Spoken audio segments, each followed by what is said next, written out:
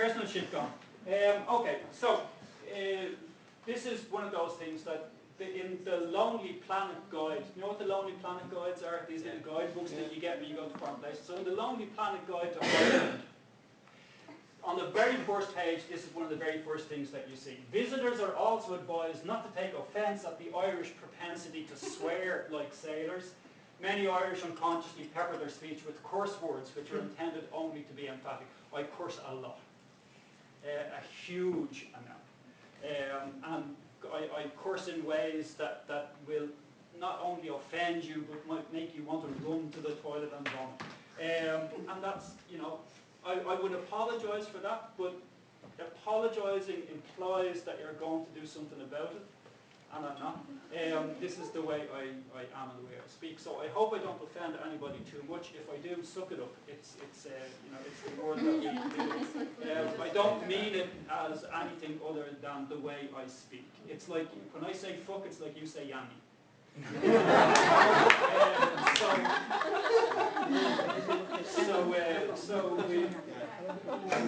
So we live with this, yes? Okay, right. There's a number of things that I'm going to talk about, and one of them is going to be control issues of control and lack of control, issues of who's allowed to say what and who isn't allowed to say what. Have any of you seen this? This is the curatorsofsweden.com. Have any of you seen it? Some of you have. The Swedes among you, I would be surprised if you haven't seen it, but for everybody else, maybe, maybe not. Okay, so there is an official Sweden Twitter account at Sweden. It is the official Swedish Twitter account. It was at one stage registered by the Foreign Ministry. It's run by the Swedish Institute, have a number of inputs into it. And this is branding of Sweden. So this is like the official Sweden thing. It would be like, you know, at Yemen or at Lebanon or whatever by the Foreign Ministry. Right? So if you have a branding of a country, then you need to be on message, yes? You can't just say anything about your country. Would you agree? Yeah. So, what the Swedes did was that they said that the best way to be on message, the best way to control how people see what Sweden is to not control how people see what Sweden is. So that every week, a new person, a random person, not quite random, I mean, we can explain that there is a certain amount of unrandomness involved in it, but in principle, a random person gets to be the Twitter voice of Sweden for a week. They can say anything they want to say, anything, as long as it doesn't break the law. That's the only criteria that's there. It doesn't break the law. And that's a really strange concept to think about, because one of the very first ones, one of the first tweets by one of the first people who did it, who was a young journalist, was, Sweden is an incredibly racist society. The structural racism here is unbelievable. And so that started a whole discussion around that sort of thing. The next week there was all sorts of different people. Now, I give you these presentations. I'll put them up onto the Facebook account, and so you can click on all of these links to get to see them. But there was all sorts of people. So there was chicken farmers. This guy was very popular. He was a sheep farmer, and for some reason everybody loved this guy. I think it was because he posted loads of pictures of sheep, and everybody loves fucking sheep. Some people love fucking sheep, but that's a different thing. Everybody loved sheep, and so there was all these pictures of sheep, and everyone was very happy about it. There was a woman priest who was one of them, and you know, so there was all sorts of discussions. And everybody was reasonably happy with this because there was a reasonable amount of discussion around it until about a month ago. And a month ago, the new voice of Sweden came, and one of the first tweets from the new @Sweden account was, I don't get what this Jew thing is. You know, what's this thing about the Jews? Why is it? And there was uproar. Jews. Yahoo. Yahoo. And so there was uproar, so there was all sorts of things, so there was some little tweets, and we can find the tweets and you can have a look at them because everything is archived. And there was uproar. So we had the Zionist lobby who was in saying that this is anti-Semitic. We had people saying, how can you say these sorts of things? There was, you can imagine, a huge discussion around that. So if you're the Swedish Foreign Ministry, and suddenly you have this huge discussion around around this sort of thing, with these sorts of discussions, what do you do? What do you think that the normal reaction would be if you've got that sort of really? The normal reaction? We'll cancel the whole program. We'll cancel the whole program. And so what the Swedes did was that they didn't. They said that, well, the situation is this. We said that you can say anything you want as long as it doesn't break the law. This doesn't break the law, she can say whatever the fuck she wants. We don't like what she's saying, but she can say whatever she is. This is, I think, something that when it comes to issues of control, and when it comes to issues of branding, when it comes to issues of transparency, this is something that's worth thinking about. Now, I'm not saying that you could, should, or would do this in your own countries, but I am saying that one of the things that you might want to think about is how would this apply to your NGOs? How does this apply to your own organizations? If you say within your own organizations that we are for transparency, we are for freedom of speech, we are for whatever it happens to be, and somebody within your organization then says something like this, what is your reaction to that? How do you think that you could, should, or would react to that? Now, I'm not saying that you should do any of these things. I'm putting these things up for you to think about over the next 3 weeks. And to think about also when you do your projects. When you're starting to do your projects, one of the things you're going to have to think about is how do we publicize our project? How do we make our project known to the rest of the world? What sort of conversations do we want to get involved with between our project and everybody else out there? And also, how much of the way we create our project do we want other people to be able to see? Because if we demand transparency from donor organizations, for example, might it not be reasonable that we apply the same levels of transparency to our own programs, to our own NGOs, to our own... Now, I'm not saying that you should or shouldn't do this, and I do understand that there's a number of cultural, social, political, safety contexts. I mean, sometimes your NGOs, you don't even want people to know who's involved in them for people's own safety. I understand that all of these issues exist, but I am saying that one of the things that we need to think about is transparency within our own organizations, as well as demanding transparency and accountability from other organizations. That we should try and apply those same things to ourselves. It might be a funny thing for you to do, to go in and have a look at the @Sweden account. Most of the stuff is in English, so it's easily understood. Some of it is, some of it isn't, but again, the link will be there. So, the next thing I want to talk about is what we call things. And what we call things is important. The names that we give to things, the way we describe things, the words we use, have a huge power for how people understand what those things are. And so where we are now is that we're talking about digital stuff, yes? Would you agree? That we're going to talk about, you know, and you can see all sorts of discussions around digital.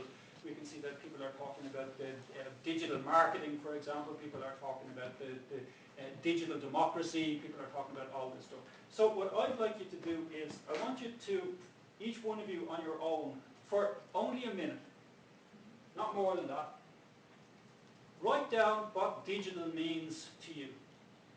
So when we talk about digital society, when we talk about digital communications, when we talk about digital whatever the fuck it happens to be, I want you to write down for yourselves now what you think digital is for you. So you have a minute or so.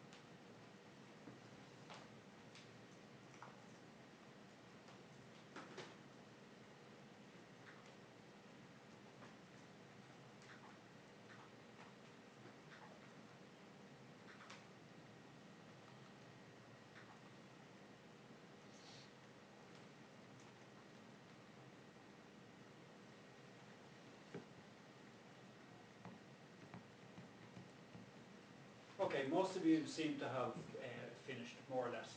No. So, somebody want to give their definitions? Mine is Sweden.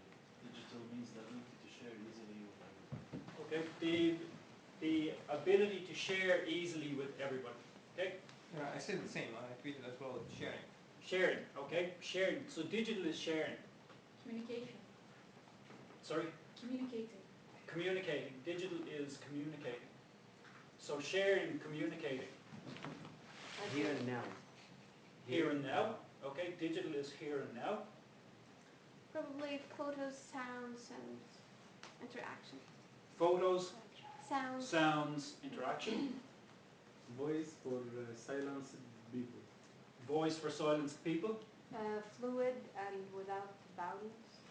Fluid and without boundaries. Untouchable information. Untouchable information. Our other identity. Our other identity.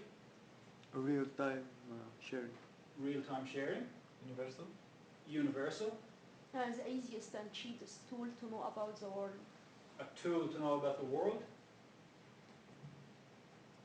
Well, I connected with speed of information. Speed of information. Easier to understand logic and more approaching. Easy to understand logic. What's Anything else? happening now? What's happening now? An elite platform for opportunities. An elite platform for opportunities. Anything else? Technology. Technology. You were saying? Better environment we create because ours is not enough. Once again? Better environment we create because Better environment that we create. Okay. Parallel. Parallel environment that we create because ours is not enough. Interesting. Data system. Sorry? Data system. A data system. Yes, interesting. Virtual life. Virtual life. Yep. I just added monopoly. Monopoly. A new order. A new order. Okay. World. A new world. Sorry. Yes, a new world. Okay. Easy life. Love. Life. Is life. Easy life. Easy كمان. Yeah. Easy. Is it life? Easy. Easy. Easy. Easy life. Easy life. Okay. Yes. And we okay. can say Interesting. lazy life. Yeah, yeah. Lazy life. Easy and busy. You?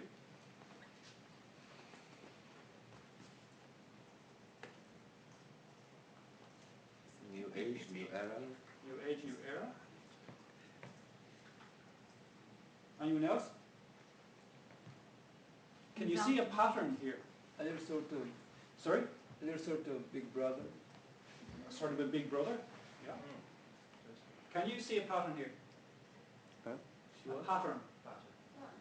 Because I can't. I can't. For some of you, it is a new tool. For some of you, it is life. For some of you, it's a philosophical change in the way the world is organized. For some of you, it's a new channel to be able to reach people. And I think that the problem, one of the problems that we have with using, I think the word digital itself is problematic. I don't like the word digital. I don't like to use the word digital because I think it in many ways what happens is that we all sit in a room, we talk about how we're going to develop a digital strategy or whatever, but for some of us that's changing the way communication is done throughout society. For others it's a technical issue of ones and zeros. For others it's an emotional thing about a new life. For others it's a philosophical thing about our second identity or whatever it happens to be. And the problem becomes that because we don't talk from the same point of departure, we talk about lots of different things and it becomes very difficult for us to actually know what it is that we're talking about. And the result almost always is that we talk about tools. That we end up talking about Facebook or Twitter or Pinterest or Instagram or whatever. And that for me is a huge problem because when we concentrate on the tools, then we miss the context. And when we start our discussions from the tools, we try to force the context to suit the tool rather than try and force the tool to suit the context. And so the words that we use have implications. So if you think about the way that you use the word digital, and then try and not use that word, but think about the word network instead. And every time you would say digital strategy or digital communications or digital whatever the fuck. Try and change that for network instead. So if you, instead of thinking about digital strategies, think about network strategies. Instead of thinking about a digital world, think about a network world. Instead of thinking about digital organizations, think about network organizations. And see if that changes the way we think about what it is that we want to do. And I think that it will, and I think that it could. And the word network for me is going to be one of the most important words throughout the next 3 weeks. And the ability to think about networks not just as small things that we have together, but to be an actual organizational principle for the world that we live in is one of those things that I'm going to push for more and more. Now, again, remember, you don't have to agree with what I say, and that this is just the first of a long series of discussions. So for me, networking is this. It is the ability to search for, synthesize, interact with, and disseminate relationships, information, or data. Do you understand the words? Disseminate. Disseminate is spread, is to be able to spread information. The third one? Interact, synthesize. This one, to synthesize is to be able to get lots of different things put together and to be able to use them as one thing, to be able to see the wholeness. Does that make sense? Yes. Remember, there's no shame in not knowing stuff. There is huge shame in pretending you know shit you don't know. That will come back and bite us all in the arse. Okay, so the ability to be able to search for, to synthesize, interact with, and disseminate relationships, information, and data. And the problem here with the word digital very often is that it tends not to have this part of it into it, relationships, but it tends to have this part of it a lot more. So there'll be those different things. I would also say that networking, and this gets back to the stuff that we were talking about yesterday and the stuff that we were talking about this morning, networking involves understanding different social and cultural contexts. And this is going to be also one of those things that's really important. Because if you want to involve and engage yourself in a discussion with other people or other networks, then you need to understand their social and cultural context before you can even start to have a conversation. Now, understanding social and cultural context is not agreeing with social and cultural contexts. So agreeing with is something different, but understanding what their point of departure in their particular network is going to be one of those things that will allow us to start a conversation with people. I mean, it's like language. That if you walk into a room and people are speaking Arabic and you start to speak English and nobody understands you, you're not going to have a conversation. So you need to understand that context to be able to go in, and then you can start to have a conversation, which will lead to disagreements, it will lead to all sorts of things. So it's not agreements, but understanding. And that's, again, one of those things that we're going to have to do more and more of, because we're going to involve ourselves with lots and lots of different networks. And we're going to have to engage with lots of different networks, and so we will need to be able to do that. Now, networks can be aggregators, filters, and curators, sometimes at the same time, sometimes differently. Do you understand the difference between aggregators, filters, and curators? No. No. Okay, so aggregators. What's an aggregator? Collectors. Collectors. So an aggregator is collecting all of the information that there is about a particular thing. Filters?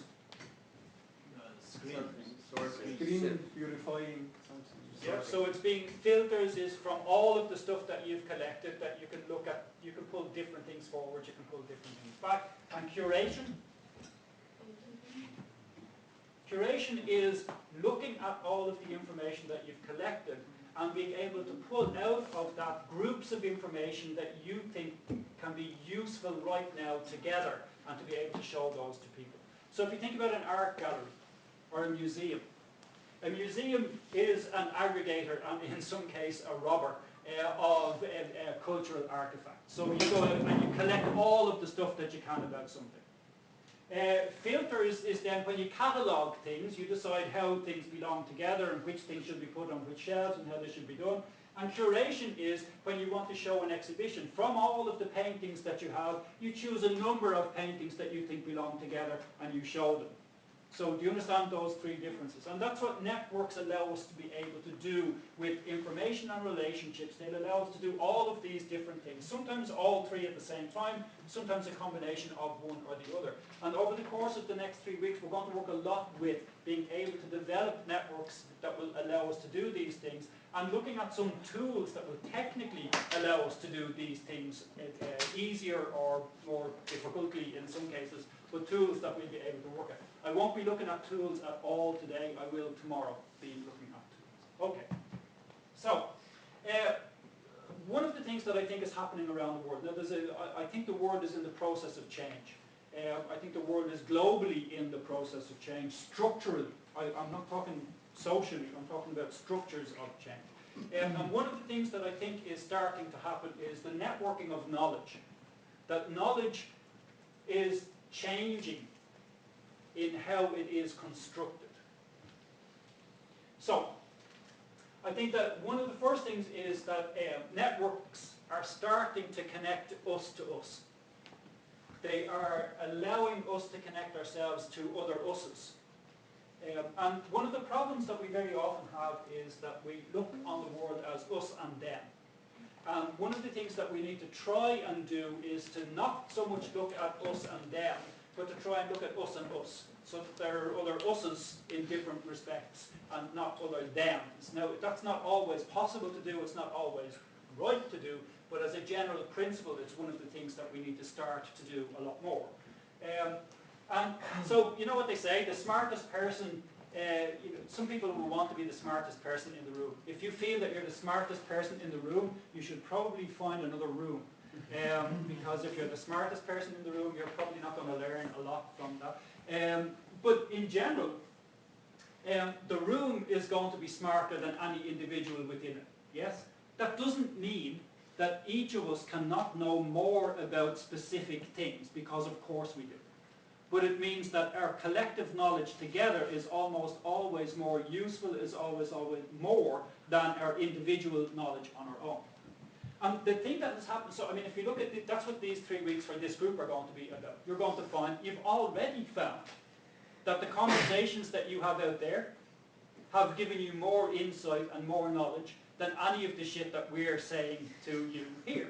And that's going to be the way it is. Of course it is. That's absolutely going to be the way it is. The real benefit, the reason the YLV programs are successful is not because of us, the people who stand here and talk at you. It's because of you, the people who create the networks, and because of your ability to be able to hook into the other YLVPs as well. That's another one of those things that we'll talk more about, that you have a group here. But the thing here is that this group itself is more smart than anybody in it. But it's not the smartest group in the world. Really. I can guarantee you that it's not the smartest group in the world. What then happens is that in exactly the same way as the group is more intelligent than any individual, when we connect our group to lots of other groups, then we collect networks that become much more intelligent than any of the individual groups within that network. Do you understand what I mean here? And so that's what we're doing when we do this. By bringing in other people to this conversation, we're making this conversation smarter. Hopefully. Not necessarily.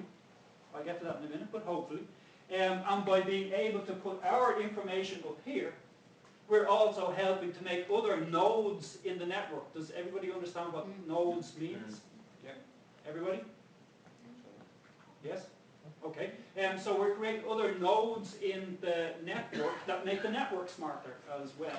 And so the smartest person in the room is the room itself, not any individual person in it. And the network is smarter than the room. Okay. If we look at the way knowledge has been created traditionally, we have a system of reduction. Knowledge has been created in a reductionist way. We have a shitload of stuff that people know. We then have to decide what of that stuff gets put onto paper. And once we put that stuff onto paper, the stuff that goes onto the paper becomes knowledge, and the stuff that isn't on the paper becomes what? Ideas? Not important. It becomes less important. It becomes folklore. It becomes magic. It becomes oral culture, but it doesn't become knowledge.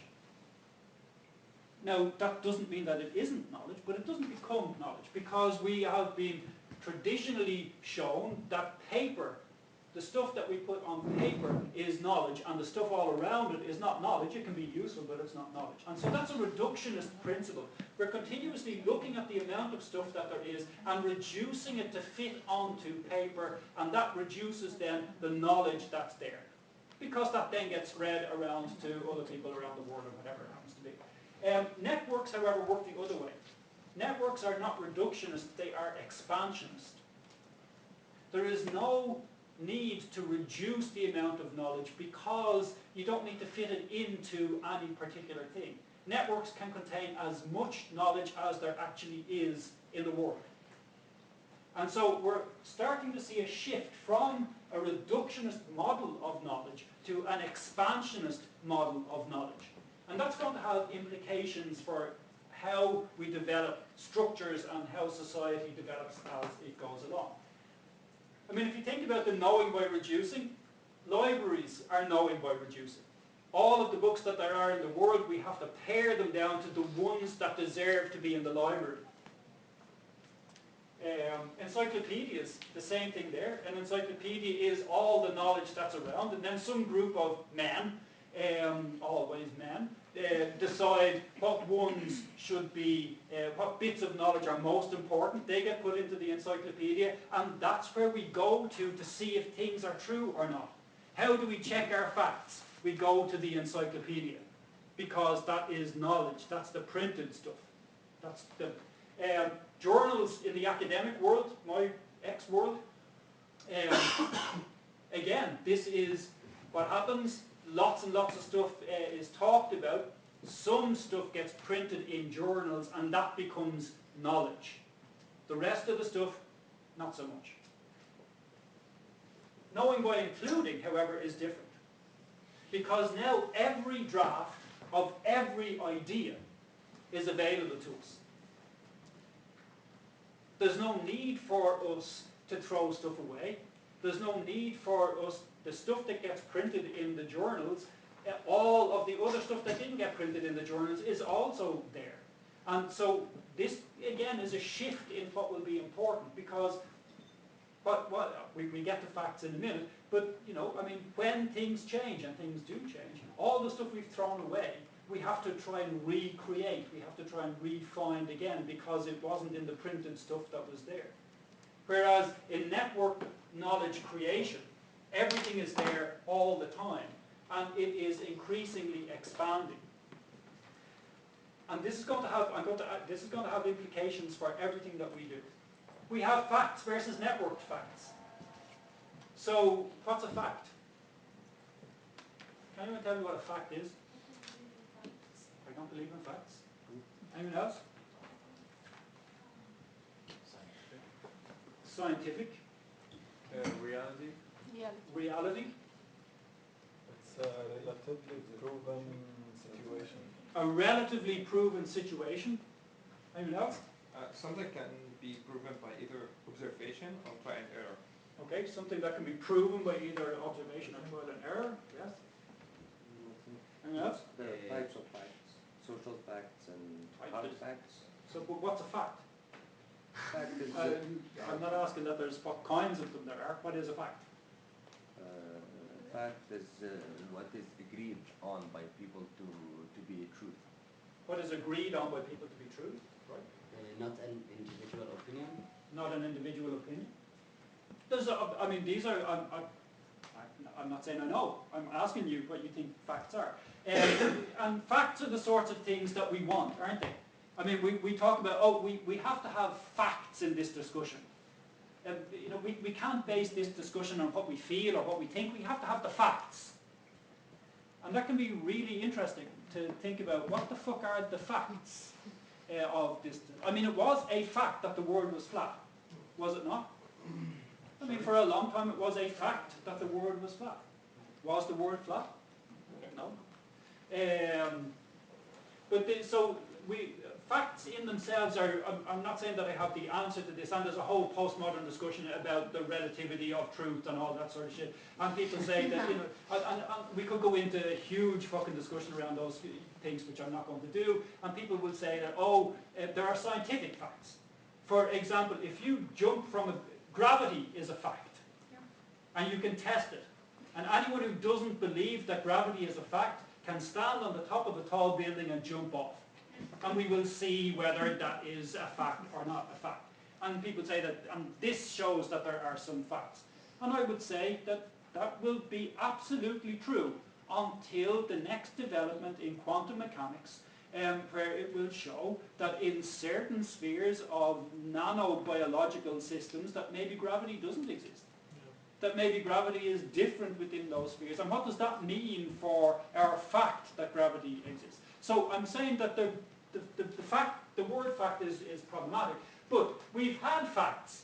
We've been able to go and look at the facts that there are. We've been able to go to the encyclopedia and look at the description of something and say whatever it is, and these have been generally accepted things.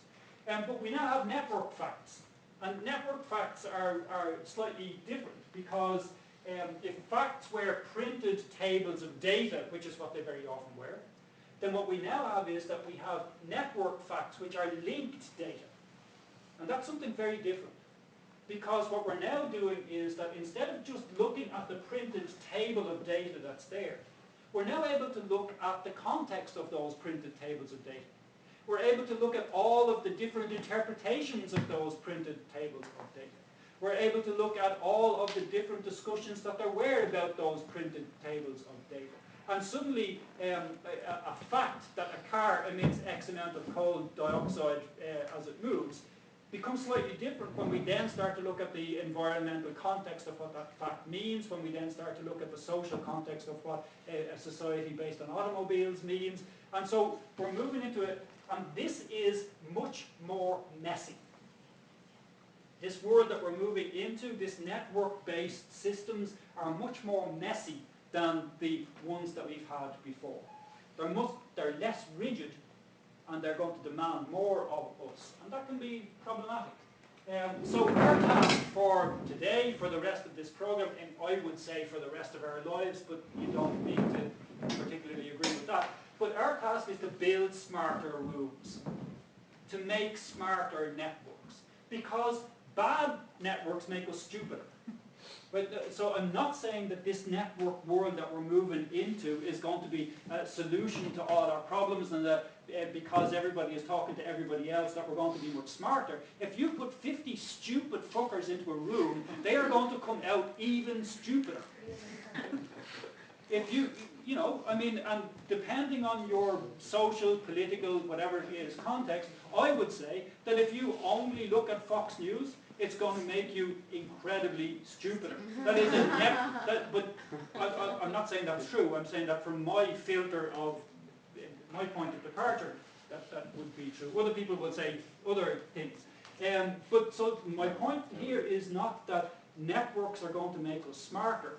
My point here is that networks are becoming the base unit of communication, and that our task is to create networks that will make us smarter. Because there will be networks that will make us stupider. Yep. And that this world is a much messier world than the world we've been in before. That it's going to be a more difficult world than the world we've been in before, a less certain world than the world we've been in before, but it's a world that's on its way in. So, I agree, but don't some, lot of the networks you really don't build, you just find yourself. Sure. Usually networks are not really that white, black, I'm going to build this network, I'm going to damage Absolutely. I didn't hear the question. It wasn't a question, but the statement was that there aren't some networks we don't build, we just find ourselves in. And that's absolutely true. But once we find ourselves in those networks, we can then try and build them to be smarter. We can then work within those networks to try and make them smarter, or we can leave those networks if we think they're making us stupider and find other networks. to be able to do. But we can't navigate that system unless we understand the actual networked system itself as a base. Yeah. Actually, I have two questions. The first one is about, let's assume the whole situation is like this. We have the traditional source of information that you mentioned, like the encyclopedia or the rest of the things, and we have like the evolved source of information, which is networks. Don't you think that the second source is somehow based on the first one? Because let's say like let's take this room as an example. And we are talking about I don't know, the global crisis thing. All of the knowledge that we will put in this room, it's based on the things that we took from the books, from the encyclopedias, no. So don't you think it's somehow dependent, the new knowledge on the old knowledge? This is my first question. Yes, and I would say yes, that's a reasonable assumption, yes. Yeah, and my second question is, don't you think that as much as this world is going more complicated and more harder to live in and to get information in, this will lead to, at a certain point, for the whole situation to collapse, and the whole situation will go like lots and lots of years backward, so for more simplicity, not complexity. That's it. Those are interesting thoughts, and hopefully we'll be able to discuss them as we go along. You can ask, I would ask you to ask questions as soon as they pop up into your head. So don't be afraid to ask questions. You know what they say, there's no such thing as a stupid question. We all know that's not true, don't we? I mean, there are some questions that are just so fucking stupid, you're thinking, But we ask our questions anyway and see where we end up. But so ask your questions, and some of them I will answer, some of them I just don't know the answer to, and some of them I'll just ignore because we're going to get to them further on. But you can also, I mean, this is, at the moment I'm talking at you, and will be until such time as you start to talk back. There's a responsibility, I have a responsibility to leave space for you to be able to speak, but you have a responsibility to actually speak in that space that's there. So those things we're going to look at as we move along, very useful points. You had Yeah, but I know the question will be answered. I was going to ask a stupid question, how we can make it smarter. How we can make it smarter is a really interesting question. And again, it will be a contextual answer, because what's smarter? Who decides what a smarter network is? Who decides what's right and what's wrong? And so all of these things we're going to have to look at over the next 3 weeks, because they'll be important philosophical decisions and discussions that we need to have. But so what I'm trying to do now is sketch the parameters, and then we'll fill those points in as we move along. Yeah, I have just like a remark, and you can answer later if you. Sure. Yeah, but it's about what you've said before. It's about encyclopedia books and stuff, and the knowledge. Yeah. So what I'm trying to understand is if the problematic that you share with us, it's about where is the real knowledge, or if it's the knowledge of encyclopedia doesn't work anymore, or because I do believe that scientists and facts of scientists facts are it's a very hard work.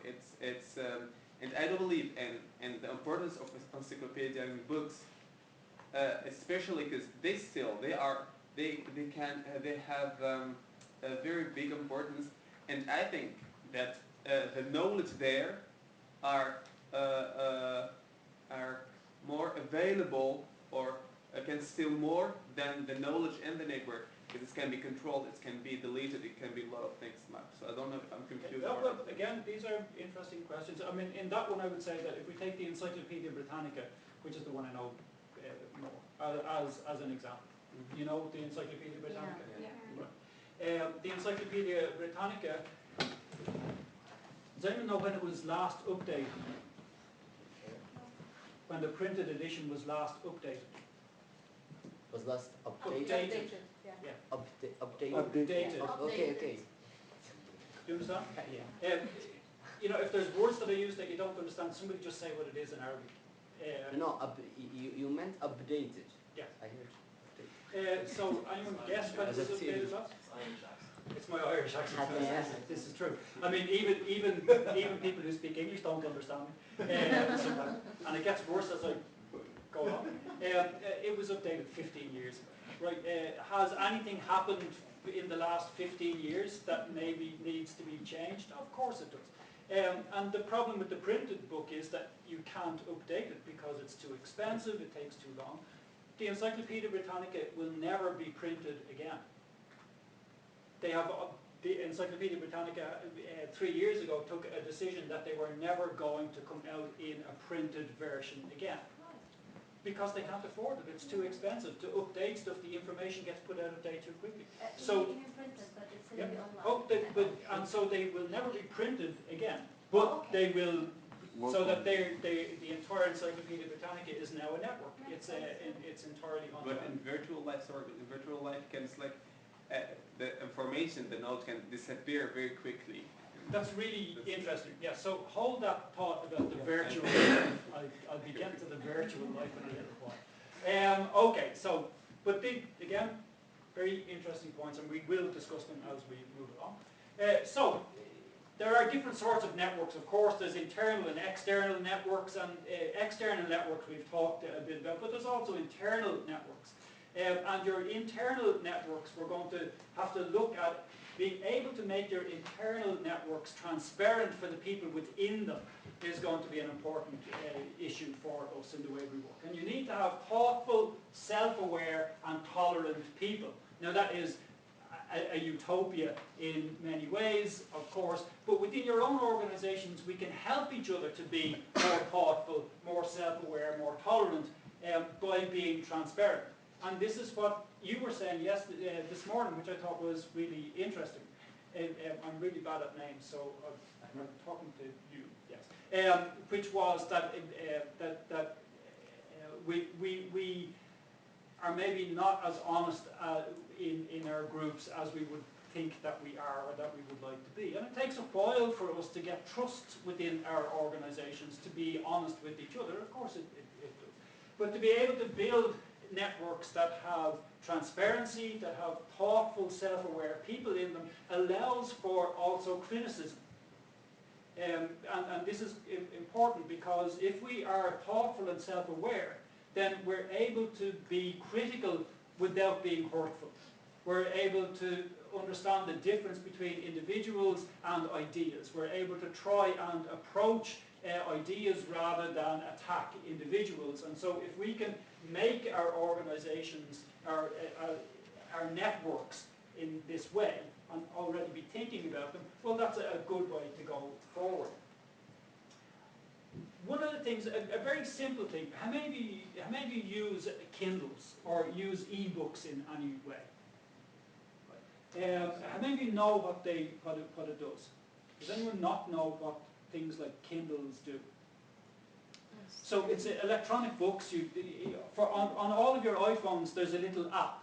You can download the Kindle app to your iPhones, and it allows you to read any books or any PDFs, or in fact any digitalized document. You can read them on your phone. You can read them on whatever, and that's quite useful. But what's much more useful here is that you know that you can make annotations on your book, so that if you're reading a document on your phone, you can know, the yellow markers that we use on the document, you can use exactly the same thing on your ebook, so that you can mark specific parts of the document. Now, that's useful for you, but what becomes when we now start to think about networks, what becomes even more useful is that everybody else that you want to can also see what you have annotated within that document. So one of the things that, for example, in organizations, one of the things that I find really useful is that if you have documents that you want to put out there, so everybody gets access to the document, everybody reads the document on their ebook, on their Kindle, on their iPhone, on whatever it is that they want to, and you can do it on your computer as well. you can then go and look at how many people, what were the most highlighted parts of this document. So if all of you within this room read the same document, you all highlight them, we can then go in and we can look at the collective highlighting. So we can see, oh, okay, these passages were much more highlighted than any other passages in the document. Do you understand what I'm talking about here, everybody? Yes. And so what that means is that there's a really useful way for us to be able to see within our network what people thought was most important in this document and what nobody thought was important in this document. And then to be able to go in and say, okay, nobody seems to have thought that these things around these social issues were important, but everybody seems to think that these things around these social issues were important. And that allows us then to surface a discussion around whether these things are or aren't important, or whether it's the way we've described them that has made them less or more important, or whether they really aren't that important and so we should get rid of them and maybe concentrate on some other stuff. But it allows for transparency within the organisation, which will increase productivity, which will allow us to see what everybody else thinks without having to make people say stuff. Because if 5 people here say that this is really important, this is really important, this is really important, it's really difficult for the 6th and 7th person to say, no, that's not so important. It becomes more difficult. But if we can see what people have felt was important because that's what they've highlighted in the documents, then suddenly we have another point of departure for a discussion. And this is one of the practical things that I mean around how networks can make us smarter, how networks can help us to aggregate how people think and what they think. And I'm not saying that this is a solution to all problems. I'm saying that this is one way for us to start to think about new ways of initiating discussions, of talking about and thinking about what people are doing. So what I'd like you to do immediately after lunch, because we're going to have lunch now at 1 o'clock. So when we come back from lunch, what I'm going to ask you to do, you can start to think about this now, but I'm going to ask you to break down into smaller groups, to take 5, 6, 7, 8, 9, 10 minutes to think about how networks and networking as knowledge creators are going to affect education, are going to affect health services, are going to affect NGOs, are going to affect journalism, are going to affect revolutions, are going to affect reconstructing societies, because they will have an effect on all of these things. I'll just give you an example of what I mean before we break for lunch. If we think about education, okay, so the Arab Spring, whatever we want to call it, well, one of the things that happened there, and there's lots of other things that happened there, one of the things that happened there was that networks of people came together in physical spaces and in non-physical spaces, looked at the problems that were there, came with solutions to those problems that were there, came with organizational solutions to the problems that were there, and then affected them. Okay? So we've got a shitload of young people who are used to being able to solve problems together. They're used to being able to group solve problems together. They then go to school. If I give a classroom a task to perform, and then they come back and you say that, oh, I talked with him and her, and together I copied some of the stuff that they had and I added some stuff to me. What's the reaction from your teachers? What do we say that is? If you don't do it yourself, we say it's cheating. So we have an educational system which says that if you don't do this stuff yourself, you're cheating to a group of people who have changed society because they've been able to do things as a collective. So you've got that. That's an immediate clash that we're going to see in the educational system. When these people move into the traditional educational system and they're used to solving problems, and not little problems, they're used to solving problems like how do you get a dictator to die, and they then have people who are saying to them, the way you've solved those problems, great, but you can't do that here. You're not allowed to collaborate with other people here because that's cheating. What's that going to mean for the way the educational system works? And you're people who are going to be putting new structures in place.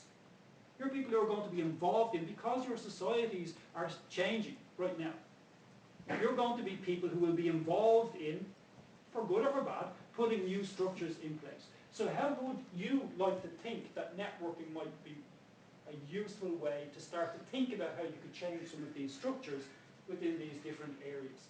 Does that make sense to you as an exercise? Okay, so if we go have lunch, we're back here at 1 o'clock, we'll then divide into